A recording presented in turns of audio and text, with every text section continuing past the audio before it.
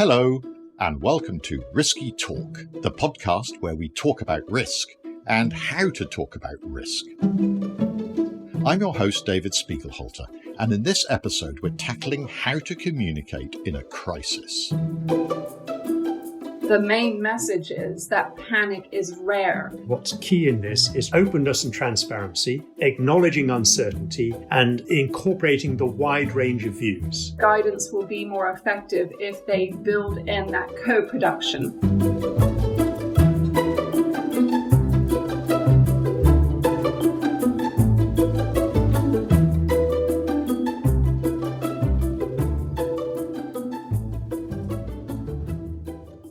When confronted with a sudden crisis, a terrorist attack, a chemical spill, a food scare, or indeed an outbreak of a new infectious disease, good communication is crucial to an effective response. Of course, we're still navigating our way through the coronavirus pandemic, so we've all been on the receiving end of crisis communications quite recently, and we'll certainly be covering that.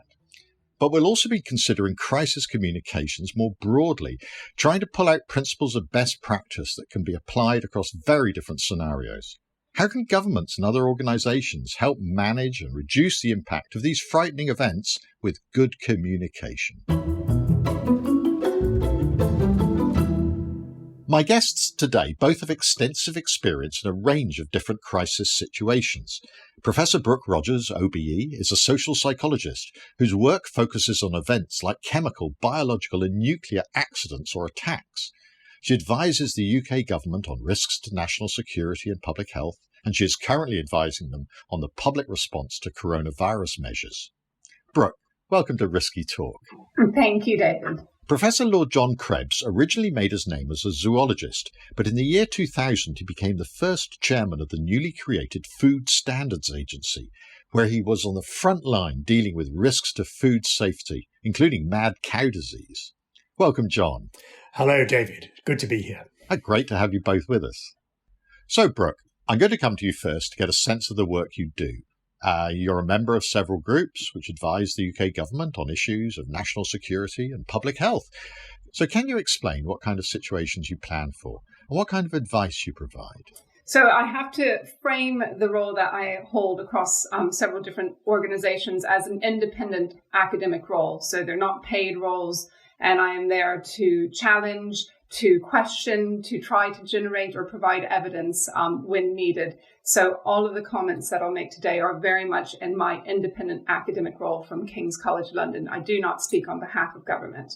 In response to your question, we tend to work with the National Risk Register, which is the public-facing view of the risk landscape that we're considering for the UK. And we very much look across the range of events from fluvial flooding, for example, or chemical releases, terrorist attacks. We would look at pandemic influenza and other types of pandemics. So a heat wave, intense cold, drought, we look across the board and say, where can we place this in terms of likelihood or plausibility and impact on the public, and try to put that into a framework that then can enable the experts advising government to provide advice for the government to make decisions about the advice that they then cascade down to the local level. And so where does your experience as a psychologist come into that? I would say that one of the best examples would be through the behavioural science expert group in the Cabinet Office, and we're a motley crew of behavioural scientists.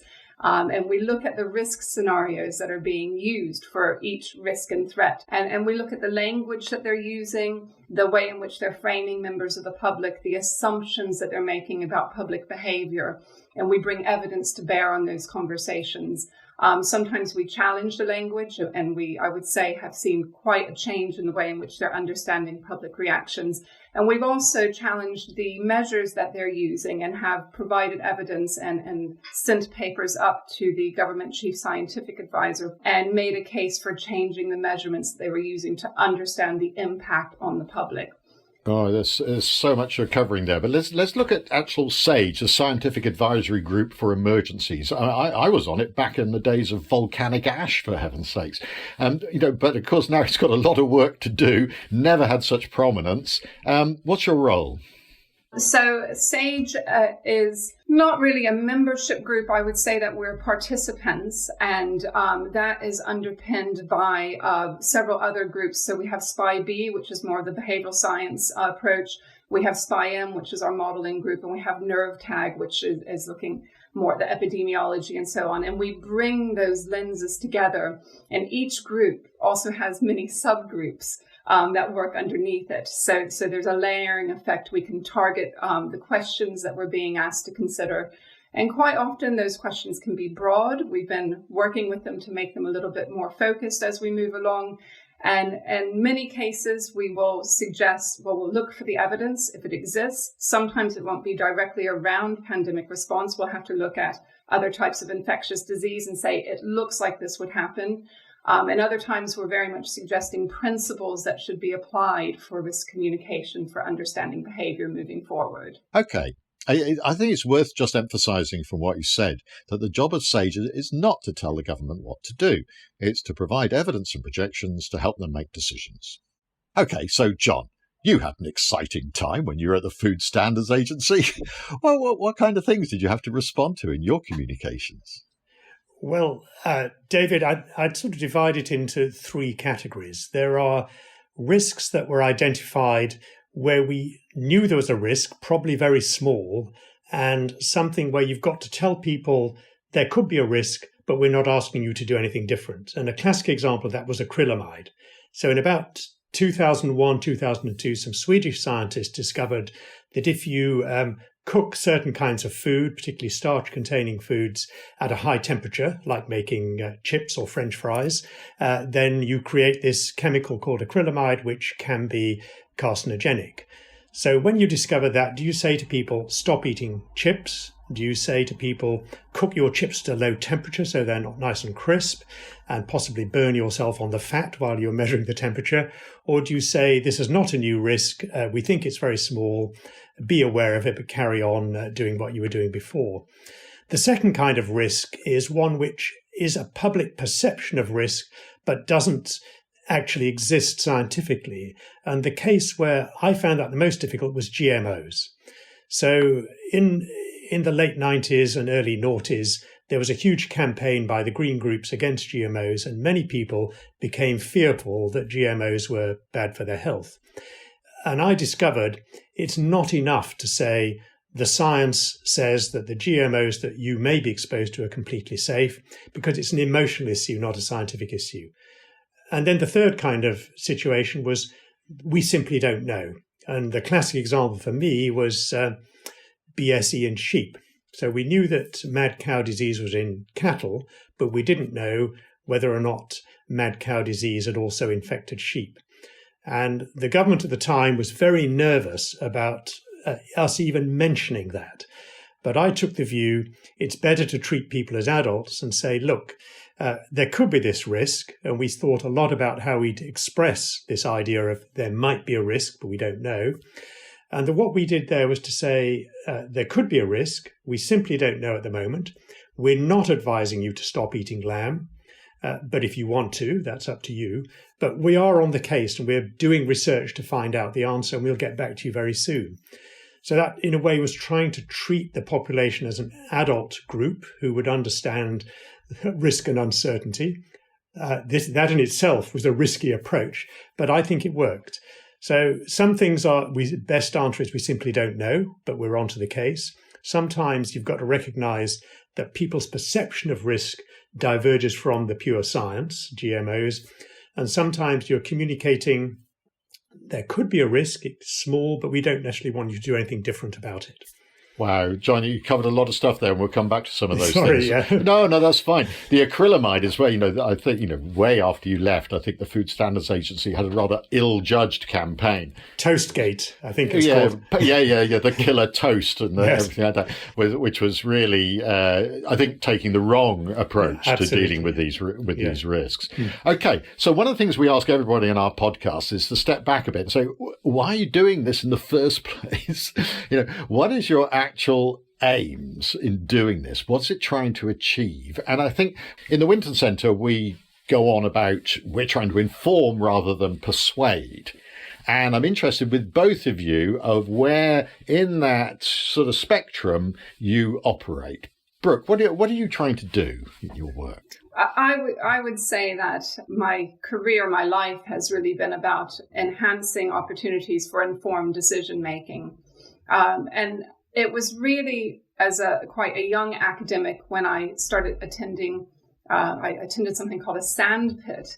And I was still a postdoc, and I had the chance to meet practitioners, government practitioners I would have never met before. I had the confidence to meet before. And they locked us in a hotel with people from different disciplines. And we learned about how the challenges that these organizations had and the way in which they were thinking about them. And I felt that quite often the solutions were being drawn primarily from the physical sciences with very little thought about how publics or how people who use those tools would think about them or respond to them. And I also felt that when the public were considered, that Hollywood-esque assumptions were being made about their behavior, their appetite for risk, their perceptions of risk. And so I thought, how can we generate evidence from between members of the public, which is where we started with our work, practitioners more on the front line, and the policymakers? So it's just trying to bring more reality to those plans and policies that are being made, and the hope that they will trickle down into practice and into the way in which we engage with members of the public and let them engage with our processes as well. So, John, Brooke mentioned very strongly that she was interested in informing people so they could make, better decisions. How does that fit in with your work at the FSA? Well, at the FSA, our watchword was we put the interests of the consumer first. And supposing a problem crops up with food, you've got a range of actions you could take. You could ban it, get it removed from the supermarket shelves. You could give people warning, say this is there, but it's potentially dangerous. Or you could try to inform people, as Brooke was talking about, and enable them to make informed choices. So I think my objective in communicating risk and uncertainty, where we weren't banning, we weren't advising people not to eat something, was to say, here is the information we've got, use it in your own way. This is our advice. Our advice might be carry on as normal, or if you're worried about it, shift to eating something slightly different. But really, I agree with Brooke when she said what's key in this is transparency, because I think transparency, complete honesty, is one of the pathways to building trust. Because in the end, it's all about, do people trust you? Do they think this guy's a shyster? He's just pulling the wool over our eyes, or is he somebody who tells it straight? And telling it straight over and over again is one of the ways to help to build that trust. What about in the virus, particularly the period we've gone through, or even going through now, where actually there is quite a lot of guidance, instructions, and even laws that are there to measures to control people's behaviour in extent. Brooke, how do you feel a responsibility that you need to provide the evidence to back up those instructions? Certainly, and it's been interesting. From the SAGE point of view, because the way in which they operated in the past, it's always been very rapid. Let's say for Ebola, I think they only had 4 meetings. And so by the time the response was over, the information was released, but there wasn't a huge public appetite for it. And this was part of a much, much larger government communication system. And I would say that all of us are very, very keen on transparency, and it was a bit of a shock, but when we saw how long this engagement would carry on for all of us, transparency is key. And I believe very strongly that Patrick Vallance and Chris Whitty have been advocating for that. It took a little bit of time behind the scenes to change that structure to enable it, but our desire is to have it as real-time release of information, as close to real-time as we can, and that redaction would be the exception. If it ever needed to happen, it should be because of security implications. So I think that science should be a conversation between scientists, but also I'm so desperate. I love opening science up to the public. I go into schools and things like that. So it should be a conversation with the public as well. And when decisions are made, And we do not make the decisions. The decisions are political. They have to balance quite a few things. So we are one piece of information going in. I do think for any decision across the board, it's important to recognize the information that you're drawing upon and to give the rationale for the direction that you're moving in. Because as the science brings in new information, we need to be able to consider that for any event and to adapt our response in light of new evidence. So you can have that conversation and say, we suggested this, we were going with this, new information has come in, and therefore we are now changing our advice, and these are the implications for you in your daily life. Okay, so if you are kind of telling people to do things, for transparency, you do need to provide a reason for that and not just an authoritarian diktat. John, have you, in your work, were you in a situation where you were really wanted to tell people to do things? Most of the time, if we actually had such a clear view that something was unacceptable, and I give you an example of that, it was a red paint dye called Sudan 1. Oh, yeah. Do you remember that? That was added to paprika pepper imported from Southeast Asia, because the brighter the pepper, the better its market value. When we discovered that this carcinogenic paint dye had been added to paprika, we simply said all the products got to come off the shelves. And I can remember at the beginning, I was told, well, this will be about 50 products. And then an hour later, they said, actually, when we said 50, it may be 500. And the thing grew and grew, but we felt we had no option. The way I played that was, in my mind, supposing we said to people, carry on, it's okay that the pizza sauce you're buying or other products contain this carcinogenic red dye, but we think it's okay. That would not have played well. So there's a case where the instruction was from us to the industry, get rid of this product straight away. But in the more nuanced cases, and to give you another example, during the foot and mouth crisis, when there were all these dreadful funeral pyres of sheep and cattle being burned all around the country, it transpired that the dioxins that were coming out of the funeral pyres might be landing on the grass, and from the grass into the cattle, from the cattle into the milk, from the milk into butter and yogurt and so on. Should we tell people to stop eating butter and yogurt, stop drinking milk? Or do we say, this is a possible risk, we don't really know the answers yet, carry on as normal. If you're worried about it, drink low-fat milk, because dioxins are fat-soluble. So if you drink low-fat milk, you've reduced the risk. And we'll tell you when we found out the answer. And the answer was, a few weeks later, it wasn't actually getting into the milk for some reason. So I think there are different examples of telling people what, not necessarily strictly what you should and shouldn't do, but giving them clear advice and options, and cases where we had no alternative but to simply cause something to be taken off the supermarket shelves. That's how we handled it. But I totally agree with Brooke that openness and transparency is an absolutely essential part of all of this. Okay, we've had a strong message so far about openness and transparency. So now let's move on to talk about listening. Brooke, you mentioned before the importance of engaging with the audiences. How do you go about doing that? Well, I think that this is where academics and scientists can come in really handy, and we're very useful with this. Our work, the work I've done in collaboration with several colleagues in the past, is focused on the importance of co-production.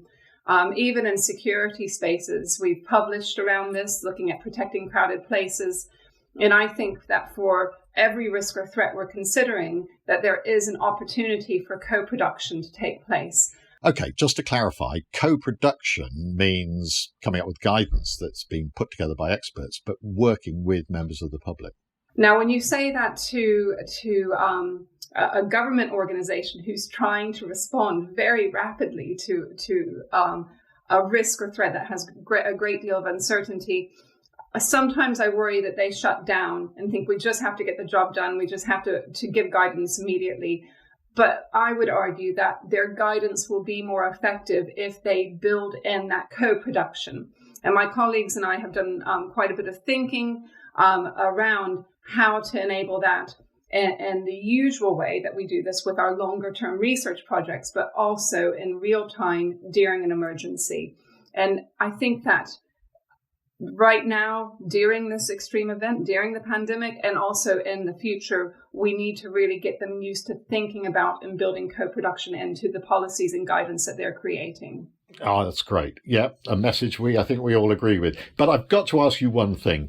The crassest question you might be asked by a journalist, do people panic? The main message is that panic is rare, even when there's an extreme event. And there are studies that show that actually when people should be taking something very, very seriously, they overestimate their ability to get out of it and possibly don't realize the danger and don't engage in the protective behaviors. So that threat perception isn't activated. So yes, panic is real, but I think to always assume panic means that you put yourself on a different footing in terms of the communication that you share, if any, and the way in which you frame it and in the way in which you talk about risks and threats. Instead, we would argue, and the evidence that we generate would argue, that public responses need to be understood across a range of behavioral responses, from under response to over response and everything in between. I'm very keen on understanding the sustainability of those changes in behavior that we see as well when we encourage them or advise them. How long can that last? We don't have a lot of evidence around that. So yes, panic is real. It's incredibly rare. We need to understand behavioral response across a scale, a range of behaviors, and to prepare for that range of behaviors to take place. I really like the idea of not just categorizing everybody in one group and realizing people do respond in very different ways. We've heard from Brooke about the importance of listening to the audiences. In your work, how did you get that feedback? How did you see whether your messages had been successful? Well, first of all, it's how do you construct the message? And I give you one example. When we were wanting to talk about the possibility of BSE in sheep, we sat around in the office and we said, well, actually, what this is a theoretical risk. And we tested that out on focus groups. Do you know what theoretical risk means? And no one had a clue. They thought it was something that people in white lab coats did in laboratories. So first thing was get the vocabulary, get the lexicon right. Having done that and produced our message, we did extensive surveys using Mori or other opinion pollers. A, did you hear the message? B, did you understand what it meant? And C, did you respond to it? So with the case of BSE in sheep, it turned out that about 65% of the population knew that something had been said about BSE in sheep, which is quite remarkable, actually. They didn't know who'd said it, but that doesn't matter. They knew something had been said. And when we asked people whether they changed their eating habits as a result, most people said no. A few people were eating less lamb and a few people were eating more lamb, which is quite interesting. So that's how we both constructed the message with feedback from the users. And we then surveyed what the message had conveyed and how people responded to it so we could learn, a continuous learning experience. Okay, Joy. I mean, you've already said how you dealt with the possibility of BSE in sheep. I quote your advice as a set of bullet points. Can you, again, summarize for the listener, if you had to just bash it out to an audience, how would you deal with some, potentially really threatening situation like that? What are the sort of steps you'd go through? Well, I think the steps are, first of all, to try and describe in the simplest possible terms what the risk is, what we know about it. In the case of BSE in sheep, the message was, it's possible that BSE has got into sheep. We simply don't know. But then to say what you're doing about it. So we are on the case. We're trying to find a solution. We'll get back to you very soon. And also at the same time to give people some clear guidance, because simply shrugging your shoulders and say, I haven't got a clue, Gov, isn't terribly helpful. So you're saying, we don't know. We don't think it's a problem, but we're working it out. In the meantime, our advice to you is this. So I think it's those three elements. Being honest about uncertainty, being clear that you're on the case, trying to work out what the problem is and what the answer is, and to give people choices, but with some guidance in the meantime. Right. Now, let's talk about the coronavirus pandemic. Brooke, you've been in the thick of things, advising the government and monitoring the public response to the crisis. Can I ask what's played out sort of as you might have expected? And what's been a surprise to you? I tend to look for positives even when we're mucking through all of the negative impacts. If we're thinking about coronavirus, and we cannot understand all of those negative impacts without also understanding that we're seeing changes in terms of pro-social behaviors and helping behaviors. And we have a project underway in that area right now. So data is being collected, looking at the scale of pro-social helping behaviors, looking at the way in which communities have come together. You're seeing with the WhatsApp groups, you're seeing that the different services can't even cope with the number of volunteers that they're receiving, and that there will be certain changes to life that can have some positive benefits for people. How long they will last, I don't know. Whether or not these connections that people are building with their communities that hopefully will make them stronger than ever will last beyond the pandemic, we don't know. We're asking those questions. Were you surprised by the amount of pro-social behavior? So in terms of the scale of the pro-social behaviors, yes, I'm surprised, pleasantly surprised, but we haven't really been able to consider the full scale of a pandemic before. We knew it would be bad, but we didn't think about this across the entire nation, across the world. In terms of level of adherence, that has been really, really interesting as well. So I would say that in spite of the media framings and the pictures and the angles that they use with people crowding into spaces, the media rhetoric, the media story wants to be about basically public bashing, saying, oh, look at all these people misbehaving. But the data shows that the majority of people were actually following the advice and doing their best to protect themselves and other people.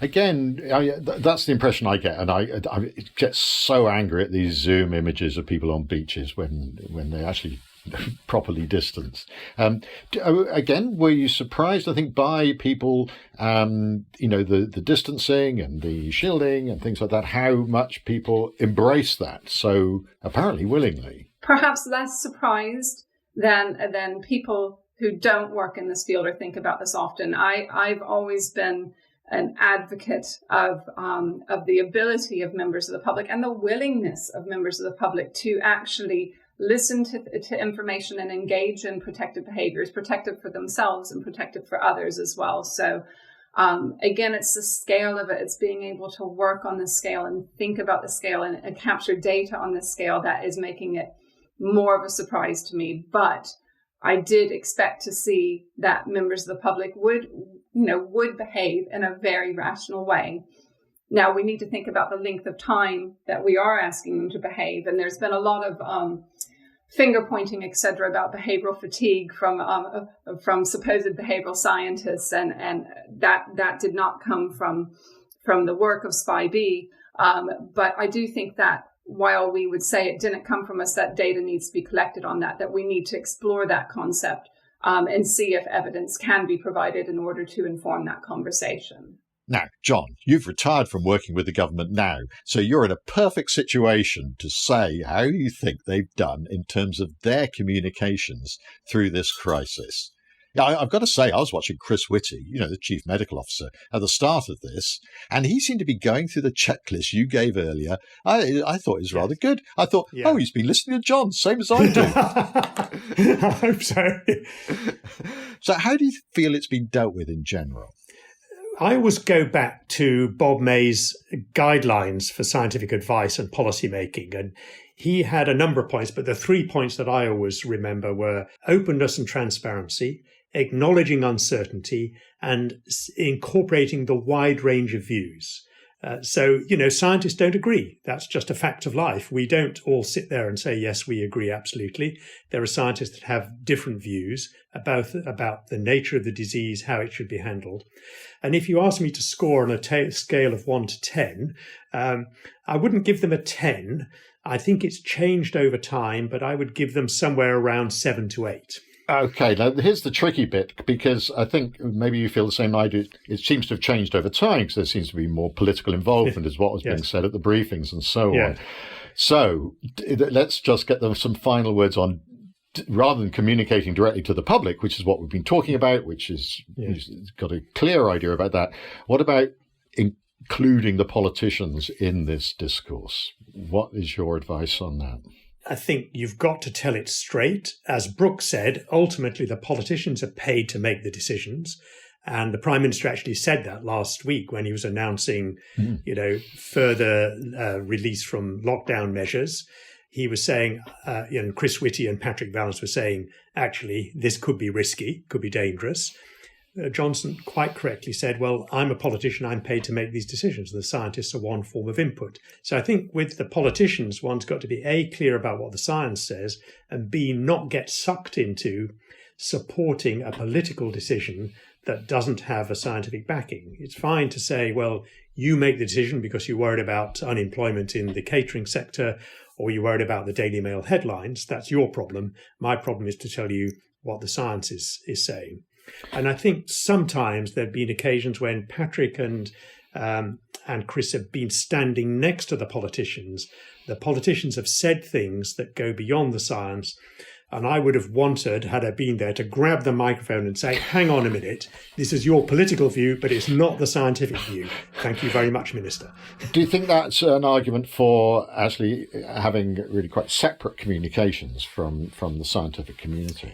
It's a real difficult one, that, David, because Chris and Patrick were pleased to be standing there with the Prime Minister at the beginning, and it showed that they were right in there with number 10, but it carried with it the risk that they could be sucked into supporting political decisions.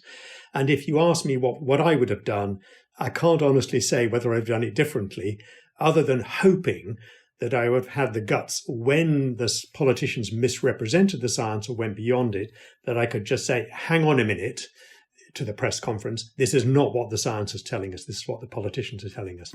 But it's a really difficult one, and I wouldn't want to diss what Chris and Patrick have done, because I think they've been very courageous in a very difficult situation. Okay, Brooke, can I turn to you on this? You're still working with the government on this stuff at the moment, so I'm not going to ask you to evaluate their performance.